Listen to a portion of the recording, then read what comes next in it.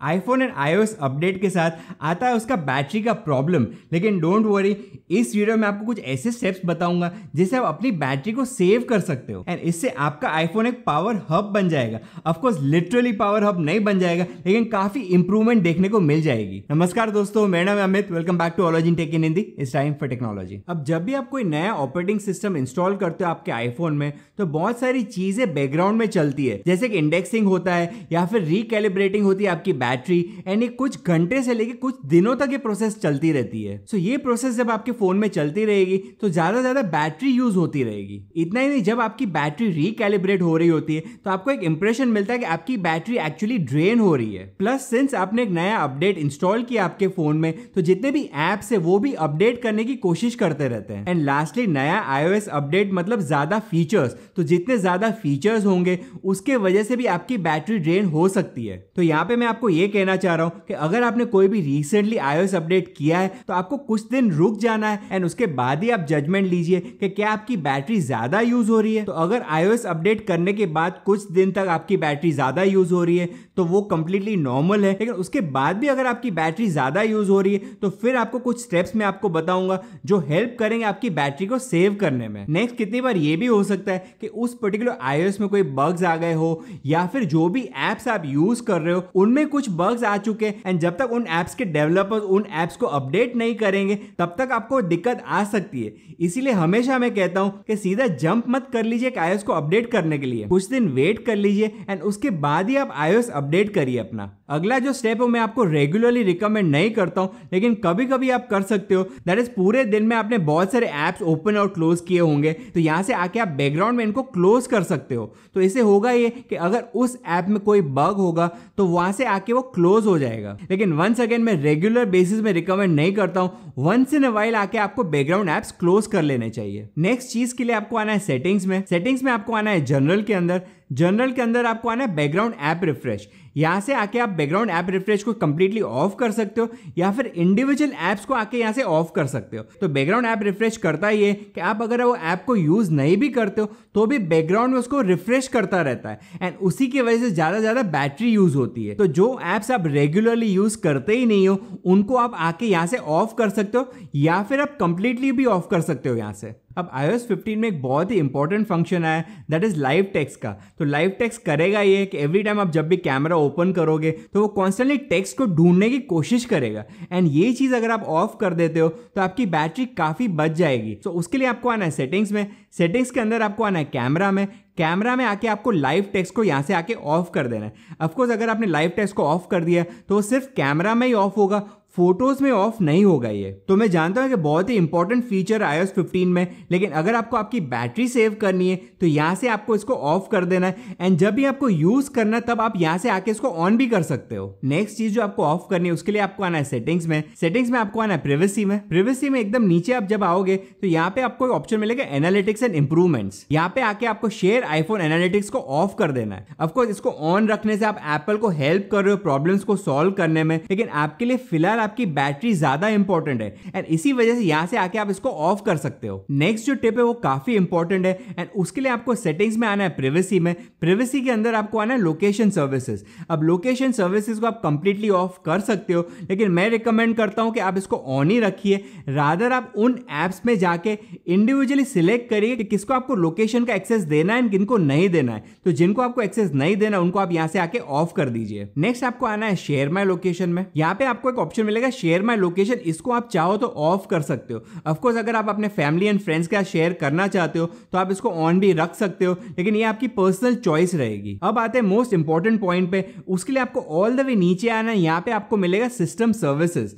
System services में आने के बाद आप देख सकते हो यहाँ पे सब कुछ ऑन है। तो आपको करना ये है कि आपको इन सब को एक एक करके ऑफ कर देना है, लेकिन इनमें से कुछ ऐसी सर्विसेज है जिनके साथ लोकेशन शेयर करना बहुत ही इंपॉर्टेंट है एंड इसलिए आपको उनको ऑफ नहीं करना है। तो कौन सी सर्विसेज इनको आपको ऑन रखना है, उनमें से एक हो गया इमरजेंसी कॉल एंड SOS। इसको आपको ऑन ही रहने देना है। फाइंड माई आईफोन भी कंप्लीटली इंपॉर्टेंट, इसको आपको ऑन ही रहने देना है, क्योंकि अगर आपका आईफोन खो जाता है तो यही वो फंक्शन है जो आपको हेल्प करेगा। Next, motion calibration and distance, अगर आप चाहो तो इसको ऑन रख सकते हो। तो अगर आप अपने आईफोन का एज ए पेडोमीटर यूज करते हो तो यहां से आप इसको ऑन कर सकते हो, नहीं तो इसको भी आप ऑफ कर सकते हो। इसके सिवा आप नेटवर्किंग एंड वायरलेस को भी यहां से ऑन रख सकते हो। तो वंस अगेन इस कैटेगरी में आप सब ऑफ कर दीजिए except emergency SOS, find my iPhone, motion calibration as well as networking and wireless. Next आपको आना है सिग्निफिकेंट लोकेशंस में। तो अगर आपका ये वाला ऑप्शन ऑन होगा, इसका मतलब ये कि आपका आईफोन कॉन्स्टेंटली आपको ट्रैक करता रहता है, एंड सिंस वो कॉन्स्टेंटली ट्रैक करता है तो ज्यादा बैटरी भी यूज हो रही है उसमें। तो यहां से आके आप सिग्निफिकेंट लोकेशंस को ऑफ कर दीजिए। लेकिन यहां पे मैं आपको एक और पॉइंट बता देना चाह रहा हूं जो आपको और कोई नहीं बताएगा,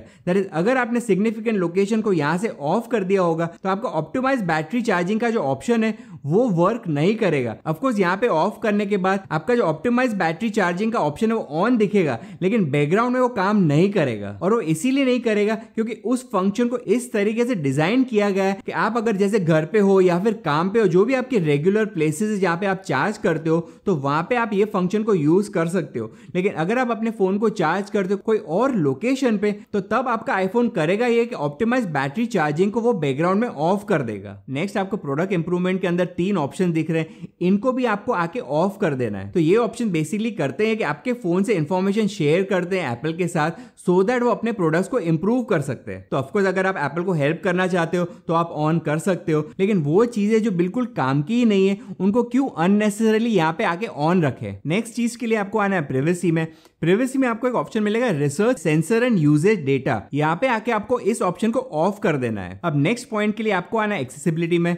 यहाँ पे आपको ऑप्शन मिलेगा डिस्प्ले एंड टेक्स्ट साइज, यहाँ पे आके आपको ऑटो ब्राइटनेस को ऑफ कर देना है। अब बहुत सारे लोग ये बोलेंगे इसको आपको ऑन रखना चाहिए क्योंकि इससे आपकी बैटरी बच जाएगी, लेकिन एक चीज आपको याद रखनी कि अगर आपने ऑटो ब्राइटनेस को यहाँ से ऑन रखा होगा तो आपके सेंसर को और ज्यादा काम करना पड़ेगा to understand your background lightings. अब मुझे पता है कि सेंसर इतनी ज्यादा बैटरी यूज नहीं करता है कंपेयर टू आपका जो डिस्प्ले है, लेकिन जब आपके पास एक बेटर ऑप्शन अवेलेबल है तो क्यों आपको ऑटो ब्राइटनेस को ऑन रखना है। एंड उसके लिए आपको ये करना है कि सबसे पहले ऑटो ब्राइटनेस को आप ऑफ कर दीजिए, उसके बाद आप मैन्युअली आपकी ब्राइटनेस को कम कर दीजिए। तो अगर मैन्युअली आपने ब्राइटनेस कम कर दी तो आपका डिस्प्ले जो बैटरी यूज कर रहा है वो भी कम हो जाएगा, एज वेल एज इसका जो सेंसर जो आपकी बैटरी यूज कर रहा है वो भी कम हो जाएगा। अब इनमें से बहुत सारे फीचर्स को मैं ऑफ नहीं कर रहा हूं, एंड इसलिए क्योंकि मेरे को बैटरी का इशू नहीं देखने को मिल रहा है, लेकिन अगर आपको बैटरी का इशू है तो ये सब सेटिंग्स आपको कर लेने चाहिए। नेक्स्ट चीज के लिए आपको आना है सेटिंग्स में। सेटिंग्स में आपको आना है मेल में। मेल में आने के बाद आपको आना है अकाउंट्स में। यहाँ पे आपको क्लिक करना है फेच न्यू डेटा। अब यहाँ पे सबसे पहले आपको पुश का ऑप्शन ऑफ कर देना है। नेक्स्ट आपको या तो मैन्युअली कर सकते हो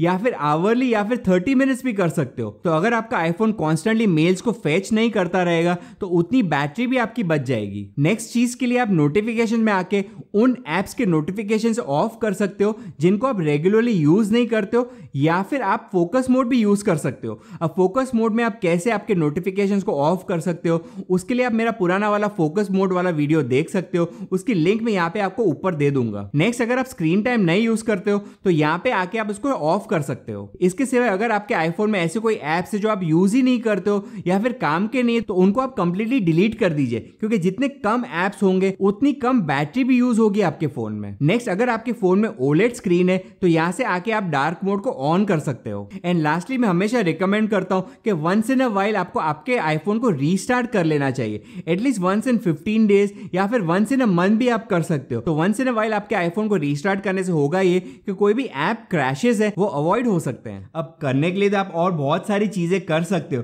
लेकिन फिर कुछ लोग ये बोलेंगे कि आईफोन फिर खरीदने का पॉइंट ही क्या हुआ। तो अगर आपके आईफोन की बैटरी में दिक्कत है तो आपको ये सब स्टेप्स फॉलो करने चाहिए टू सेव योर बैटरी।